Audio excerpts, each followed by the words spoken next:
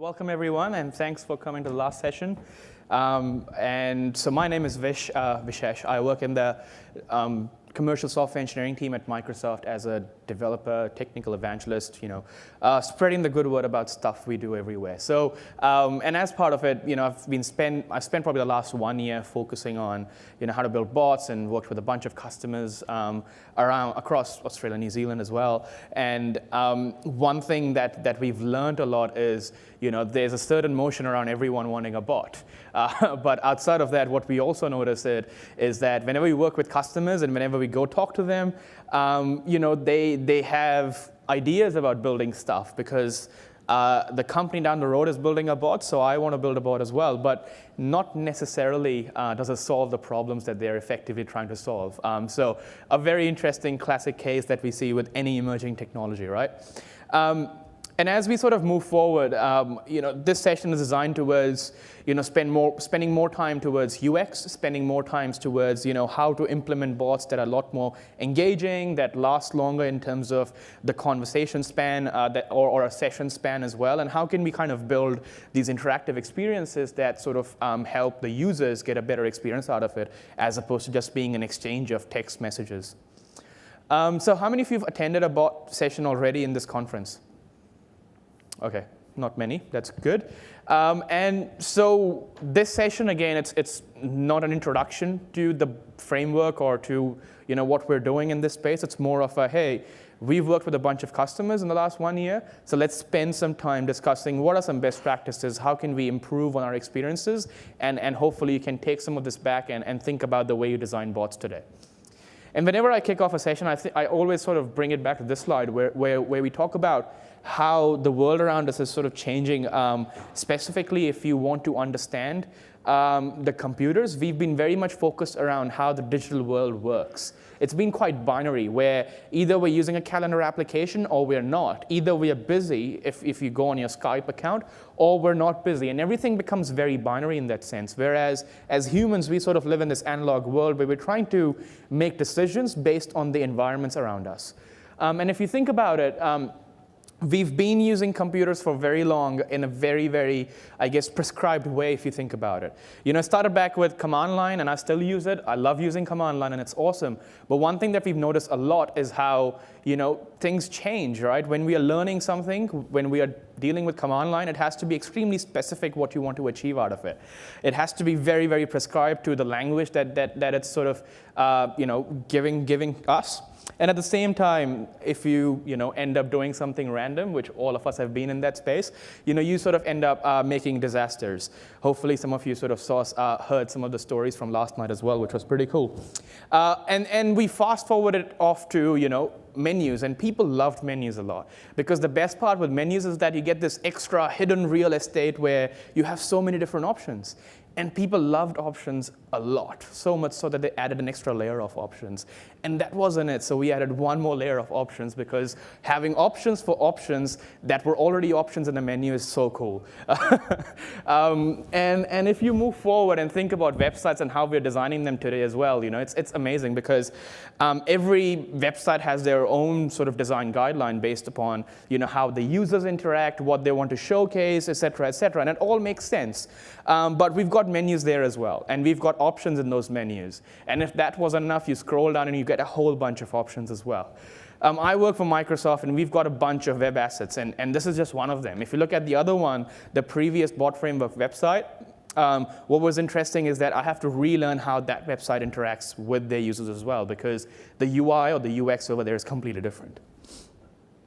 And we see that same pattern with apps today as well. So if you think about apps on any platform and the way they're designed and the way they sort of people interact with them, the only consistent thing that I see across those apps is probably the hamburger menu, which is the most popular thing on app development. But what is also cool in that space is if I am a a top app developer, or if I've got my app in the top 10, 15, 20 charts, then I get to choose my own design guideline. I can build whatever I want.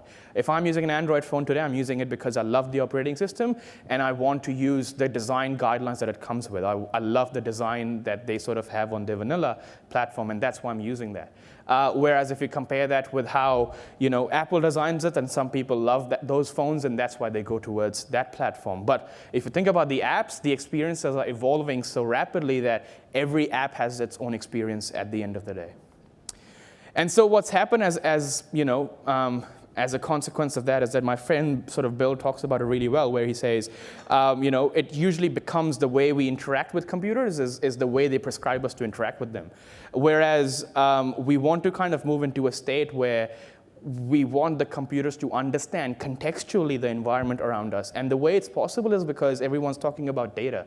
Everyone's talking about how data is being infused everywhere. You've got sensors, so your bot would know, or someone in your computer would know that, hey, this is the temperature outside, so this is what you should be prepared with, et cetera, et cetera. So all that stuff is happening, and you're getting a lot more contextual information. We tried it once with this as well, and it was really successful for what it was supposed to do, and our favorite tool ever. But we move forward, right? And we think about the way we interact with computers, or the way we use computers to interact with people around us is changing as well. So how many of you in the audience have at least 2 of these apps installed on your phone? Okay, everyone. How many of you got 4 of them? Has anyone got all of them installed? One person, there we go. There's always one person who's got all of them installed.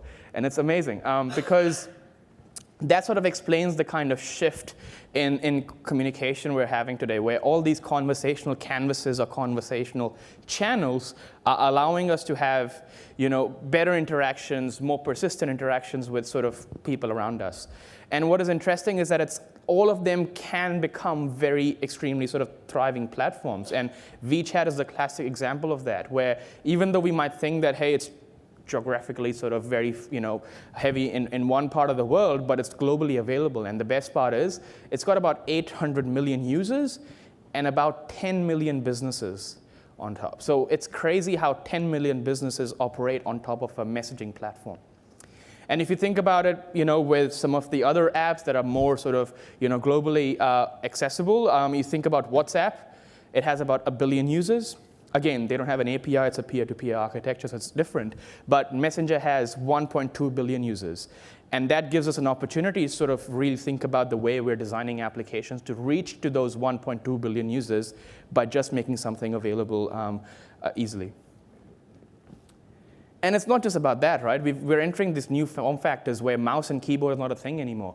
You've got voice, you've got speech, and you've got sort of sound to interact with. So you need to sort of think about the way we are delving into building applications for all these platforms across, all the way from communication or conversational canvases all the way up to, these new VR, AR sort of form factors as well.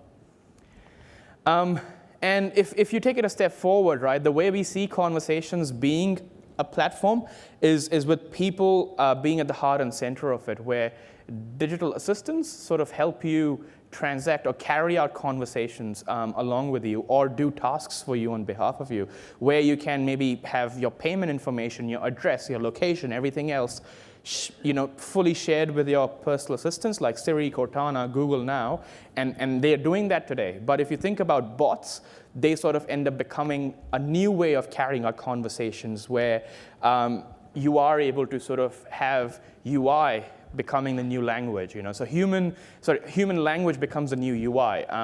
And effectively, bots become the new apps, where you're now able to kind of use digital assistants as a means of really conversing between your applications and so forth.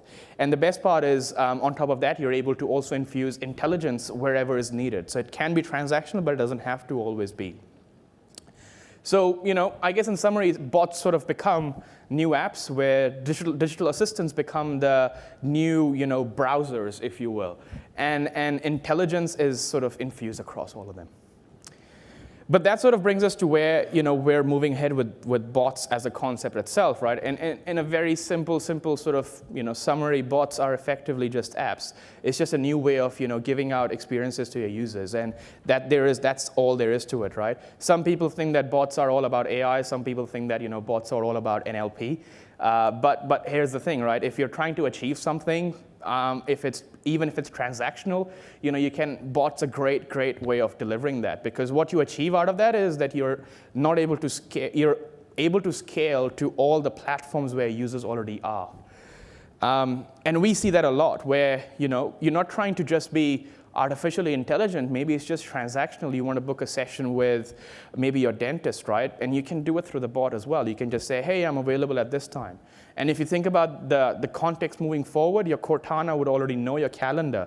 So all you'll have to say to your Cortana is, hey, can you book me a session with my dentist next week? And that's all there will be to it.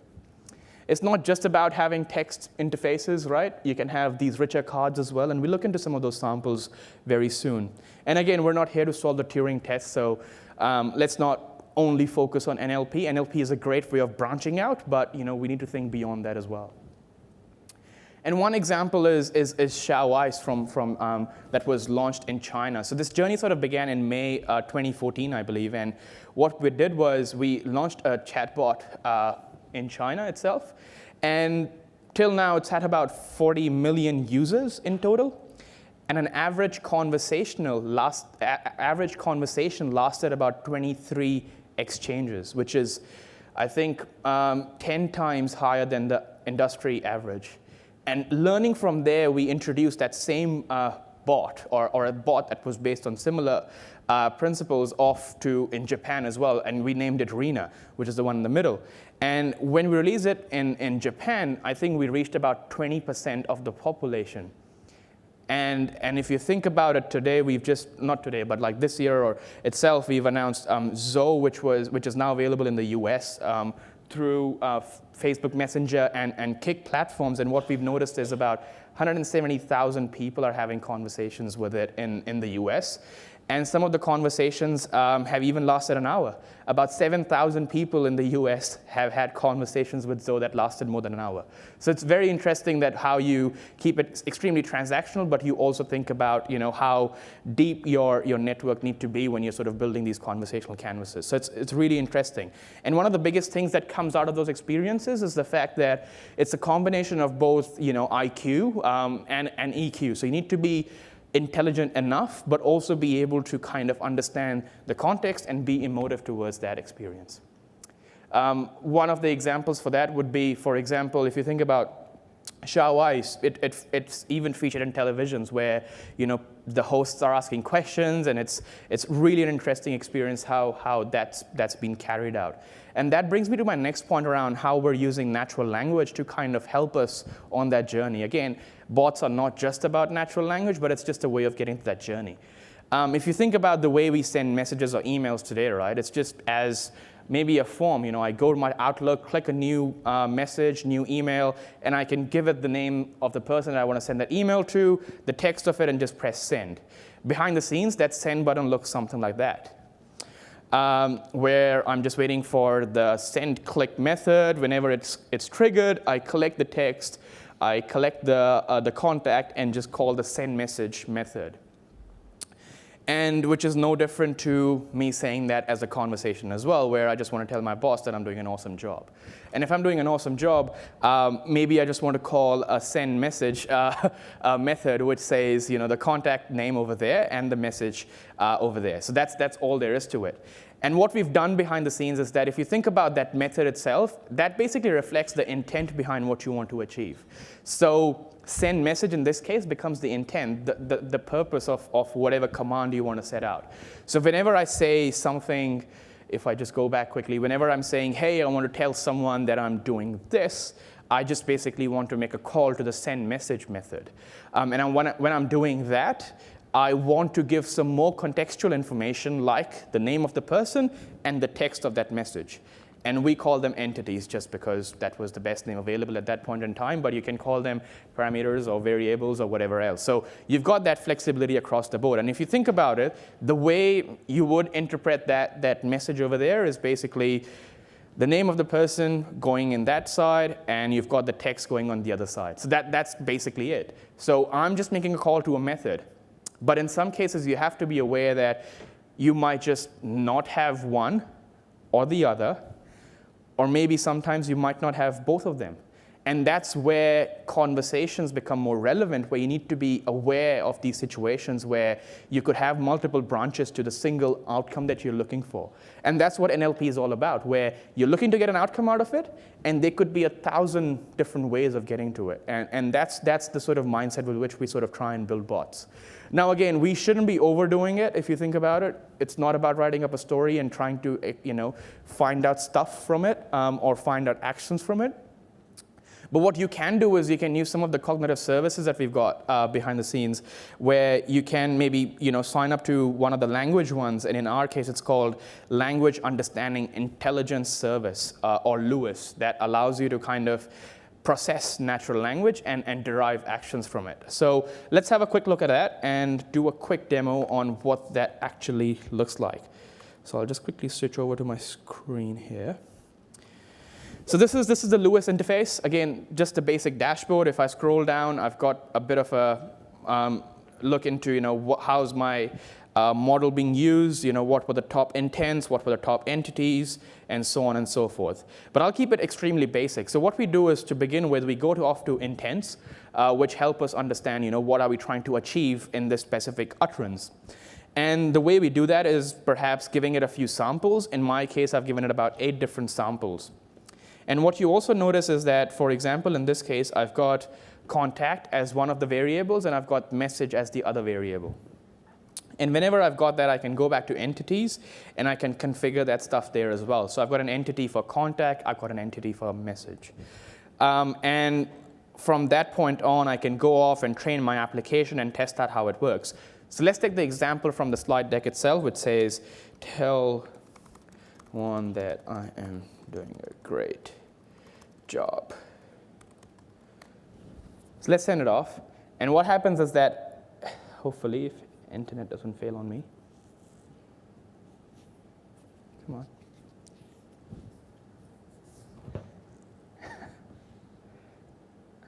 All right, let's try one other way of doing it. So once you publish your model itself, you can then go off and just make a REST API call, and that's what I'll do in this case. So I'll just go off and write up a query saying, hey, tell one that I am awesome, and I'll press enter. So then it goes off, makes a REST call, and from the REST call itself, what you notice is that it's able to then find out that the top scoring intent in that case was to send a message. And the entities that it found was the message and the contact. So in my case, the message was that, and the contact of the person there was Vaughn. And similarly, I can play with it. I can change the names. I can change the text. And the idea is that LUIS will be able to detect that and over time learn different patterns, because I can have the same outcome, but I might have 1,000 different ways of asking it. So that's effectively what NLP is trying to achieve.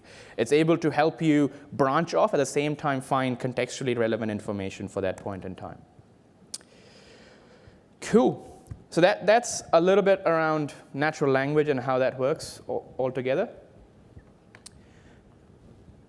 But here's the thing, right? Your bot is not a human, so you don't need to pretend, or you don't need your bot to pretend like it's a human. So it's completely okay to be extremely transactional, at the same time be able to derive the exact outcomes with the help of NLP. And NLP also doesn't solve all your problems, right? So for that scenario, we've got addition of some UX elements as well, where you can think of buttons and cards and how you can improve user experiences using buttons and cards as well. And one of the things we notice there is that we often look at how we can use some of those additional features that the framework provides us to play with it. So let's have a quick look at how that looks like. And I'll quickly jump over to my demos again. Awesome. And let's go to, where was it? Whoops.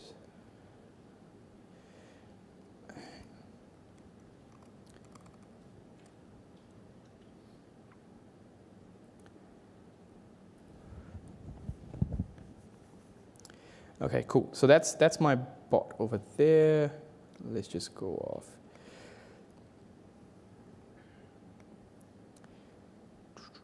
And I've got my terminal here, so I'll just quickly set up a job here. I'll just say, hey, node app.js.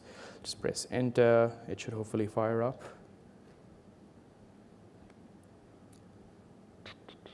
So I've basically got a Node.js bot here, which is designed towards help desk scenarios. I covered a bunch of this stuff and a bunch of code behind the scenes in my session on Monday evening. So if you get a chance, have a look at the recording for it. But for now, what I'll do is I'll quickly go off and connect to the bot, and I'll show you a couple of things in there. Now, what you notice here is, let me see if I can zoom in. So what you notice here is that as soon as I join, I get a welcome message that's predominantly very text-based, right? If you compare that to something like that, so I'm just sending a command. I've got a bit of a catch there that I'm catching every time. So if you think about the experience with a rich card that looks like that, with an image, with a bit of a display and a few buttons, it sort of really improves the way you sort of are interacting with it. But because now, if I'm using the bot for the first time, this is a really good way of sort of getting onboarded to the system itself. And at the same time, I can carry out my tasks if I want to. And what's good there is that it was supposed to work, but I wouldn't want to debug it at this time. Okay. I think. But anyway, if I want to submit a ticket, I could have just easily done that. But in this case, the experience didn't work. But what is also interesting is that apart from just having an image and going down this path, I can also do something like that. And hopefully, I'll see a welcome message that also has a video behind it as well. So what's good in this is that you have that same video that's working within the same context. And that card can run on Messenger, can run on Teams, can run on Skype, can run anywhere, wherever your users are, and you're able to sort of embed a video as well. So it's about enhancing the experience. Maybe you want to tell them about what an XYZ service is. You've got a video already prepared for that, and you can play it from this context. My favorite one is this one. I hope it works. Where you can even include GIFs as well if you want. So again, it gives you full flexibility in the way you want to build stuff. Again, this one is just a GIF. That's just a MP4 video that I've got a link to, and that's just an image. So you have these different experiences and the way you build them as well. It's important to understand that you are actually building an experience that sort of reduces the friction to entry as well, because it's a lot more easier for me to type 5 or 10 words, maybe maximum. But if it's anything more than that to answer or get to an outcome, then you're better off using buttons, because that way you can guide the user to an experience as well. Cool. So let's switch back. And what we notice with cards is that, and a lot of you might already be using cards and seeing cards without sort of realizing it a lot.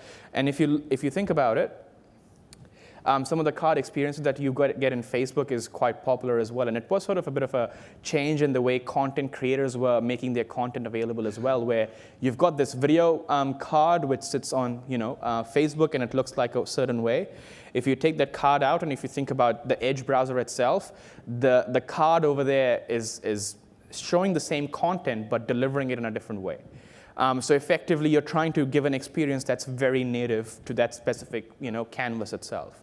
Similarly, if you take that card forward into Skype, you've got a very native experience there as well. So what we're trying to see there is that we actually want a card that can scale across all these platforms without us having to do the basic work around really being very targeted towards each of the platforms. And what we've noticed is, for example, if you look at the Open Graph stuff that Facebook has, this is how you configure your web pages to look pretty on Facebook's canvas itself. And there are some benefits, right? If you create these templates, and if these vendors and if these platform creators sort of have their templates, the best thing is that the host applications, which in this case is Facebook, for example, or Twitter, or Instagram, or whatever else, they can tightly control the kind of content that's being displayed, and they can be very specific to the way they deliver that content as well. And for users, it's very flexible, because since the host apps are controlling the templates, you get a much more native experience. You expect an experience from Facebook, and that's what you receive with a specific card that you see on there. And similarly, if you think about the way content creators have to sort of build content, it's easy enough for them to just follow a sample, and just replicate it across all their assets that they've got across the board. But there are, of course, some challenges there as well, where every template needs to be extremely specifically designed, and it needs to be implemented in a very, very specific way that's been designed by the host applications. So, Facebook has their own way of displaying that content. Twitter has their own, and other applications as well have their own way of doing it. And the worst part is that for content authors themselves or content creators themselves, they are very much limited to the type of content types they have access to, right? Where you might have access to a news card or a video card, or maybe nowadays with bots and stuff, you have receipt cards, or you have cards for flights and departures and stuff as well. Now, one thing that we've noticed is that if you think about it, the easiest way to solve that problem could have been just using HTML. But again, with HTML as well, there are just a whole host of problems that you sort of then bring into play. Where if you bring in HTML, you think about, do you really need CSS? Or do you need to think about how easy it is for a user to customize it, and what's the cost of being secure at the same time delivering an experience that may not be extremely useful for the user towards the end of that experience. So it's really important to understand that while having some benefits of allowing HTML5 or HTML itself, there are a lot more costs or that sort of diminish the kind of returns that you might want to get out of it. But if only there could have been another way as well to kind of improve that experience. And so finding that middle ground between having these fixed templates and having these canvases that are very, very flexible with HTML, where you essentially don't end up with any consistency. So how can we sort of merge those together? So let me just show you a couple of quick demos, and I'll explain what that actually is after that. So let's switch over. Cool. I'll just wait for my computer to get back. Awesome. So what we've done is we've got a little demo here that looks like that. So in this demo, what you'll notice is that there is a card which is quite similar to the card that I showed you previously in the previous demo as well. But in this case, I can say, hey, where can I go for scuba diving? So in this case, what I'm trying to do is I'm trying to show you some of the rich functionality that you can potentially add into your bot as well. So in this case, I'm just simply sending in a query. And off the back of that, I get a nice carousel of different locations where we could potentially go for scuba diving as well. And maybe I want to select the AdventureWorks one. I select that one. And as you notice, I'm using those interactive buttons. But on top of that, what if you want to actually make that experience a lot more unique, where you can actually click on any one of those scenic locations? Maybe I'll click on the Alki Beach. And from that point on, if you notice, this card suddenly allows me to input as well. So I don't have to type in always. If I want, I can type in. But maybe I could just use the functionality that's provided out of the box within those cards as well. And if you take it forward, what if those cards could potentially have a calendar in them as well? And again, if you notice, I am still in a conversational state. This website is not doing anything. It's just giving me a way of showing a web chat control. Now again, I can just select a date, hit next. And then it goes off, asks me some more questions, and I can say, hey, this is what I want. Am I allergic to anything? Maybe I'm allergic to seafood. I can go off, hit next. And as you notice, maybe I'm just filling a form, but in this way, I can be a lot more, it's a lot more easier to give that experience back. I can give in my name. I can give in my email address. And I can give it a phone number as well. And one more thing that you'll notice is that it'll do some validation as well off the back of it. So it knows that the number is not valid, so I need to complete that field, hit next, and hopefully it grabs that information, and it gives me an information card there as well. And as you notice, I've got a rich card underneath it as well, which talks to me about how the weather forecast looks like. So this is all around user experience. This is all about how can you make it easier, how can you reduce the amount of times people tap on the screen, because that's effectively what we're trying to achieve here. Again, in some cases, for example, if you think about how many people are going with you. Maybe in those cases, you might not need that, flexibility around tapping onto that card itself, and it might be easier just to type in that number. But for some other instances where you, for example, have to select your, dietary requirements and stuff, it becomes a lot more flexible in those scenarios. And what we've called them is adaptive cards because they adapt to the sort of environment they're around. And what we've done is this is a fully open source project that is scalable across a lot of platforms. We're working towards making it available on a whole bunch of platforms. Today it supports Skype on the browser side. It supports, it's about to support Team very soon as well. We're trying to work on getting support out for Android and iOS and other platforms as well. And what is interesting is that you can do a whole lot more with that. So if you click on, for example, set due date, you can have these, show up flags as well, where maybe that part of that message was hidden, but whenever you click on them, it sort of becomes available and gives you a much more easier experience to deal with. Another one that I like quite a lot is the flight update. And since there's a flight update one, we've got a bit of a visualizer as well, where you can go in and actually try out different things. And one of the things that we've done with the design guideline itself is to help you understand or help you improve the way you display information across those canvases and make it as friction-free as possible. So in my case, maybe I want to pick up on this delayed sign over here. And instead of delayed, I say, hey, maybe it's on time. And if it's on time, I want to change my color combination. I'll just zoom in from attention to maybe everything's good. And if I go good, you'll notice that this color goes green. Or maybe if I'm following the pattern of the platform or the host application, I can go back and maybe just call it accent. And what happens with accent is that just defaults back to whatever the accent of that specific platform is. So maybe on Skype, it's got blue because the whole thing is blue over there. I can then enable a whole bunch of other platforms as well off the back of it, right? But for example, today, if Facebook doesn't support it, we just convert that into an image and render it on Facebook Messenger. So it's just as easy as that. You've got this very interesting way of displaying information. And you'll notice that we've got the speak button at the bottom as well because this platform is driven, was driven with speech from day one itself since its sort of inception. So you've got a whole lot of interesting stuff here. There's a whole lot of documentation on how the schema works and how you can play with it as well. So I'll really recommend you to have a bit of a play with it. And if you think about the scenario that I was showing you before with the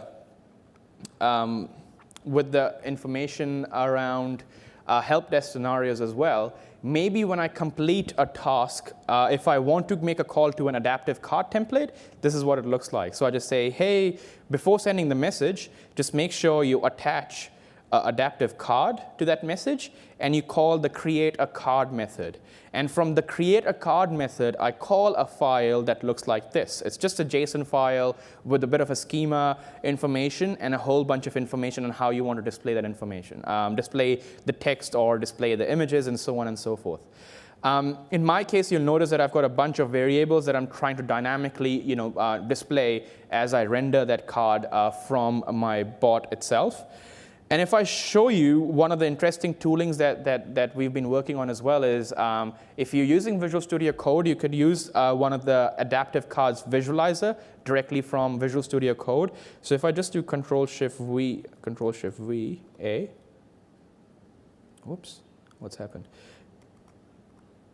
There we go. So there you go. So you've got a real-time kind of visualizer on the side as well, where while you're sort of developing whatever you're trying to develop, you can still say whatever changes you want to make to it. So effectively, it sort of is updating in real time. It gives you that whole flexibility of changing your card, looking at how it is being visualized without having to go between different tool sets and stuff. So it's really, really interesting how that stuff is coming up. Cool. So let's head back and switch over to slides again.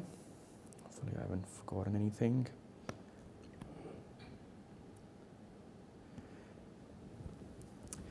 And so as I said earlier, this stuff is very, very new, and we've just called it adaptive cards. All of you can just go to adaptivecards.io. It's an open source project, and with an idea of really delivering an experience that is consistent across multiple platforms. in the way you expect them to be. So with the idea being that you kind of write those templates once and you get them to write once, and as a framework itself, adaptive cards help you adapt to each of the platforms or the hosted applications where your cards are being hosted at. So essentially, it's just a new way of exchanging information, which allows content creators to, probably just reuse a bunch of stuff that they write once and make it available everywhere.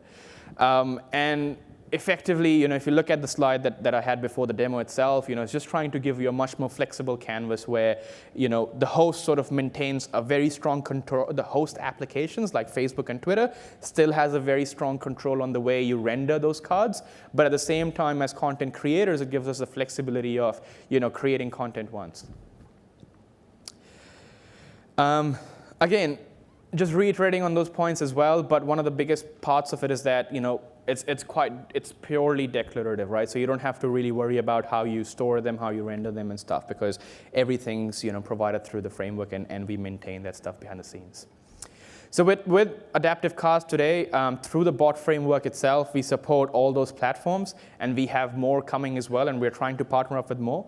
But you'll also notice the same stuff coming into Windows 10 as well, with toast notifications, with the new timeline features and stuff as well. So you'll see a lot of this adaptive card stuff being quite ubiquitous across most of our platforms.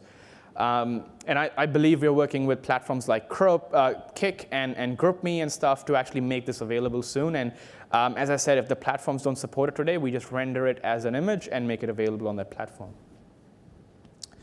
So that was a little bit. So what we've sort of talked about so far has been around, why are we using bots? Why is there a bit of a hype around them? But at the same time, look at how natural language helps us branch out to specific scenarios that we're trying to solve. But at the same time, we look into how adaptive cards are helping us render information that makes it a lot more easier to consume as consumers and create as creators, but at the same time for host applications to have a consistent method of displaying that as well. And let's talk a little bit about the way the framework and tooling sort of came into being as well. Has anyone used the bot framework before in this room? Just a quick show of hands. Okay. All right. Okay. 5, 6, 7 people. Cool. And essentially what you were looking to do is, right, whenever you're thinking about building a bot, you don't really care how the comms happen between the user or the messaging platform itself. If you've got a bot, you're hosting it somewhere, you've got an endpoint to it, and once you have an endpoint, you're just looking to communicate back and forth between the messaging platform itself. If you take our help desk scenario into being itself, you've got a bunch of dialogues that are sort of being exchanged between the bot and the user. So what you really care about is the exchange between that sort of specific domain. You don't really care how Messenger is serving up their users, because that is something for Messenger to handle. But for you to handle or for you to manage is about the communication between the bot and the platform itself. And so the way you kind of think about it is, for example, if I'm a bot, I'm maybe starting off with a greeting to begin with. From that point on, I think about getting a response from the user that helps me branch down to a specific dialogue. And we've seen that through Lewis, which allows us to extract the intent and the entities to get, first of all, understand where we want to be, and second of all, get some context around the information that we're looking to get out of it. And once we receive that information, it might be incomplete, as I said before. And that's where NLP sort of starts to kick in, where you either grab all the entities or you grab some of them that are required, but you're looking for some more information to get a bit more context around it as well. So then you ask for a response, which then leads you to actually extract, for example, in this case, was priority. And by just saying, ASAP as one of the keywords, Lewis was able to assign a high priority to that support ticket. And if you move it forward, you can use things like sentiment analysis on top as well, which was not possible before, because you just didn't have enough context. You didn't have enough data to sort of derive, sentiment out of the conversation that a user was having with your applications before. And how we sort of really componentize them is by this construct of dialogues, where effectively you have this larger bot or this larger dialogue which has a bunch of sub-dialogues underneath it. And that architecture helps you scale out to different methods and different scenarios across the functionality of your system itself. And so if you think about it, you need a toolkit that can help you deliver some of those results, right? We've got Lewis, which helps us with a bit of branching, but you need a bit of a toolkit that can actually understand or give you the basic framework to create conversational applications. And if you think about it, each of the messaging platforms will have their own pains, but the consistency over there would be your bot and your user towards the end.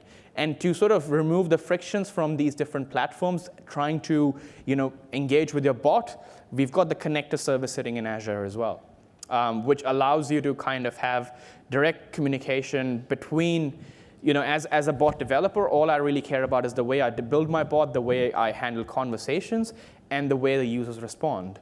So in that case, what we've done is we've built this connector service that sort of takes that burden away from managing those different interfaces between web services. And again, if you want, you can host them wherever you want. You can add some persistence to it, and you can do a whole bunch of stuff.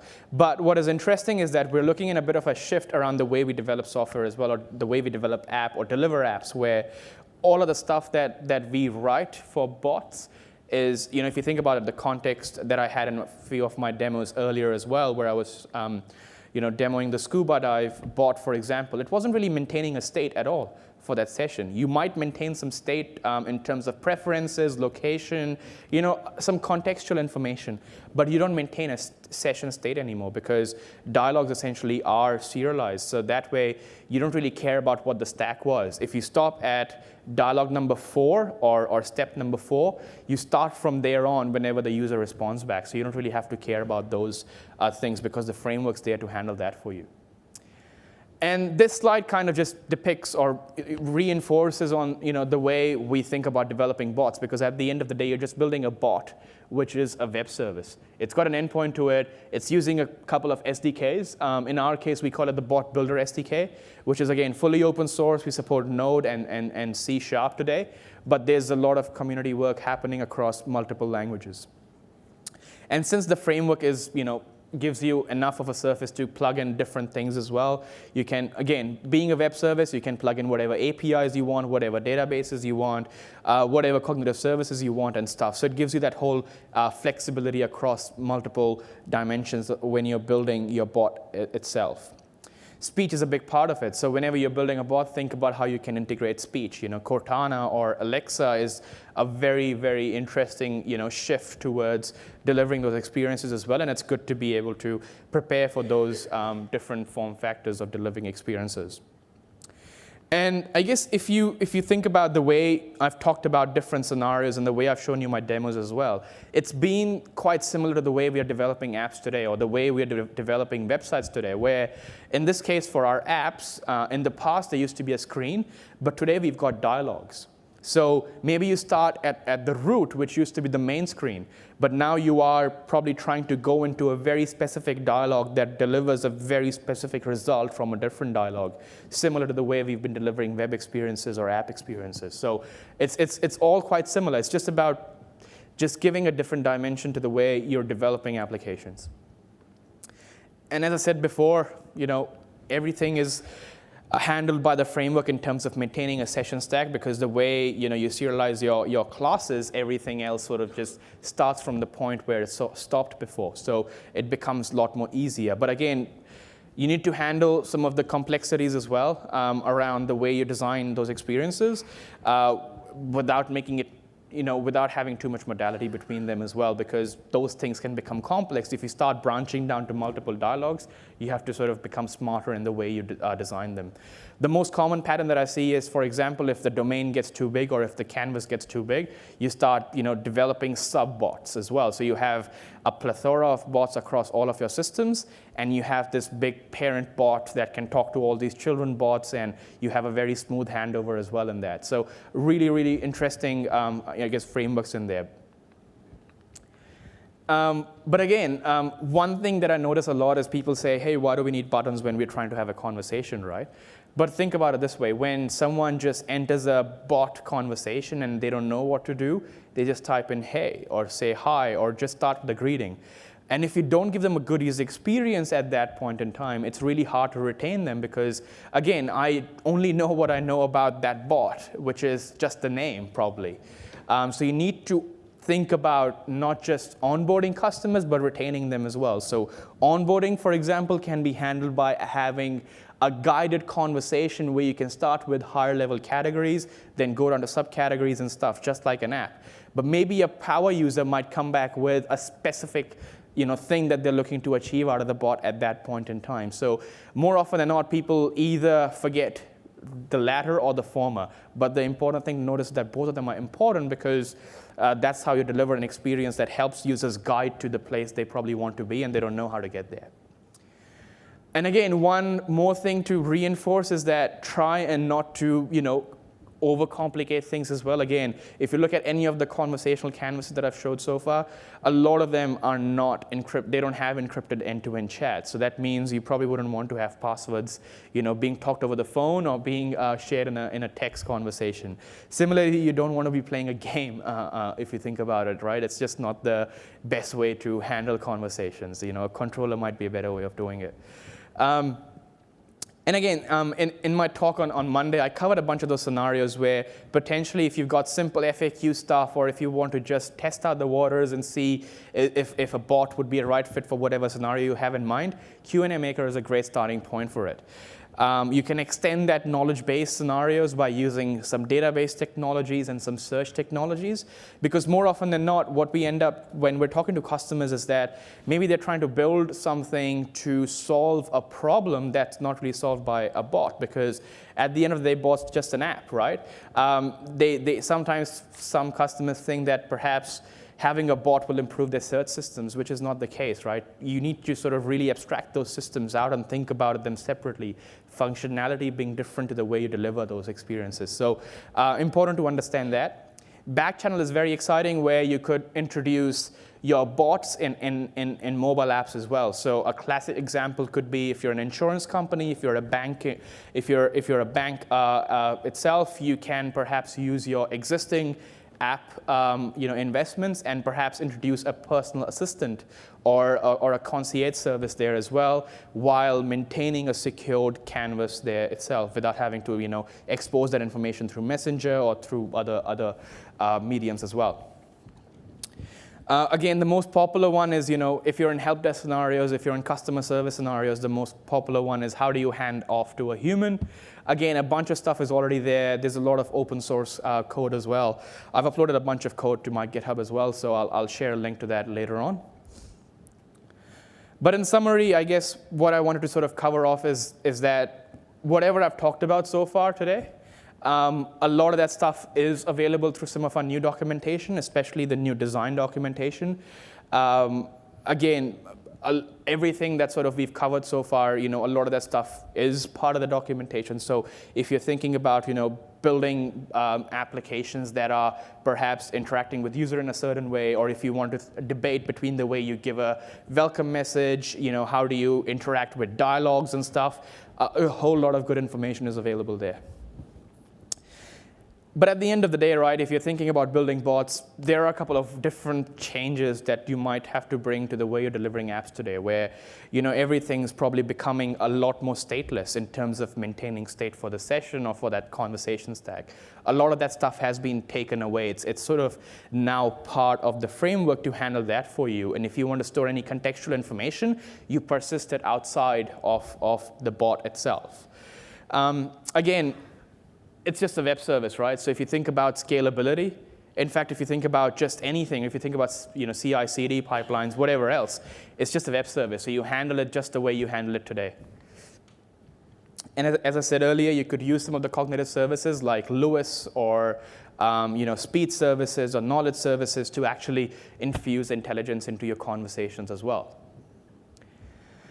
But at the end of the day, we're not here to sort of solve all the problems of the world, right? Humans will still be complex, random, perhaps, sometimes illogical as well. So you have to cater to all those scenarios when you're building something. But that's the whole fun of it. Again, extremely early days, right? I've shown a couple of scenarios already in the demos so far, where we were using natural language, we were using dialogues, we were trying to really understand the relationship between users and the bot and the framework and the platform and so on. At the same time, if you think about channels, right, those messaging platforms are just available everywhere. And since, again, early days, we're still figuring it out. Not a lot of bots out there are actually that effective. So it's just about having fun and building really, really cool stuff. So I've uploaded all my demos, and I'll upload my slides from today as well onto GitHub as well. So feel free to have a look at it. It's got all the code from all my demos as well. So if you just want to download them, play with them, it's a good space to be. And again, if you've got any questions, I think we've got the next 10 minutes or so to answer them as well. But again, thanks for coming. Last session of the conference, so I appreciate your time. Thank you.